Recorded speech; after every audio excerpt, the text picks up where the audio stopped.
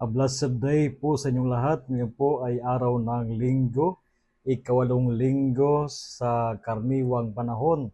Huling linggo na po ito sa unang bahagi ng karaniwang panahon sapagkat ngayong darating na March 5 ay magsimula na ang panahon ng Kwaresma.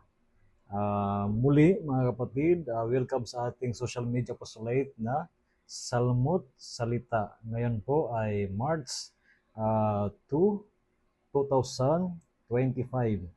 Ang ating ebanghelyo sa linggong ito ay mula sa ebanghelyo ni San Lucas chapter 6 verses 39 to 45.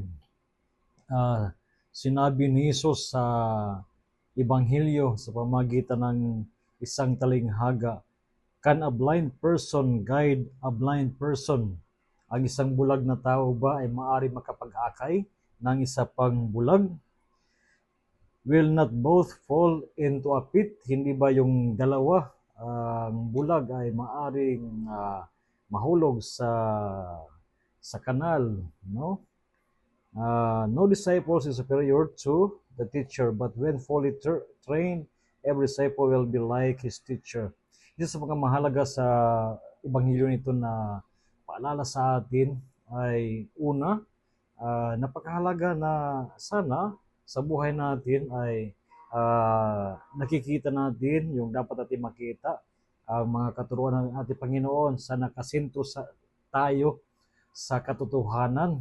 Kasi minsan sa buhay natin ay nakasentro tayo sa pagsunod lamang ng ating mga iniidolo na kung saan ay hinahayaan natin na mabulagan tayo dahil sa ating pagsunod sa kanila. At ilan sa mga tao ngayon ay nagiging bulag dahil sa pagsunod lamang na tinatawag na pagiging fanatic sa isang taong sinusundan. Kaya mga ganitong mga tao, napakahirap na pagsabihan mo, napakahirap na paliwanagan mo sapagkat iyon talaga ang kanilang paniniwala, di ba? Sabi pa nga ng iba, kahit pa yan ganyan, bahala na, basta siya talaga yung gusto namin.